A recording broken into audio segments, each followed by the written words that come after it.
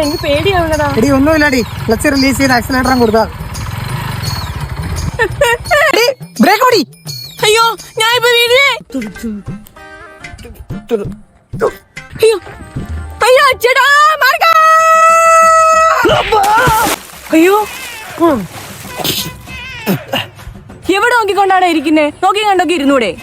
എടീ എന്നെ അടിച്ച് കണ്ടെത്തി കളഞ്ഞിട്ട് നോക്കിയിരുന്നോ പൊട്ടക്കണ്ണി. താൻ്റെ വിളിച്ച് പൊട്ടക്കണ്ണിന്ന് ദാണ്ടേ മര്യാദക്ക് സംസാരിച്ചില്ലെങ്കിൽ തന്റെ പേര് ഞാൻ കേസ് കൊടുക്കും. കേസോ? ആ വേണ്ട. അയ്യേ താ എന്തോ കാണിച്ചേ? ദാ ഇയാളും. എടാ അവള് പറഞ്ഞു തീരട്ടോ. പെൻഷൻ കാര്യമല്ലോ, അതാ റെഡിയാക്കോളാം.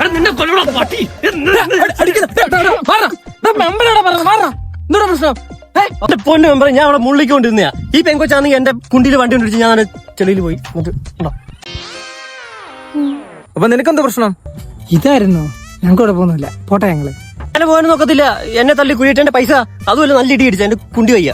ആഹാ താ ഇത്ര ഓവറായൊന്നും വേണ്ട. താൻ്റെ വണ്ടി നോക്ക്, മര്യാദ എഴുത്തന്നോ. വേണ്ട വേണ്ട, പൈസ എടുത്ത് മെമ്പറായ ഞാൻ തീരുമാനിക്കും. വിഷ്ണു, നീ അവിടെ മൂത്രം ഒഴിച്ചത് ലീഗലാണ്. അതുകൊണ്ട് തന്നെ വണ്ടി കഴിവാനുള്ള 100 രൂപ നീ കൊടുത്തേക്കണം. 100 രൂപയ്ക്ക് അവിടെ കഴിയാനാ? പരിഹാരമുണ്ട്.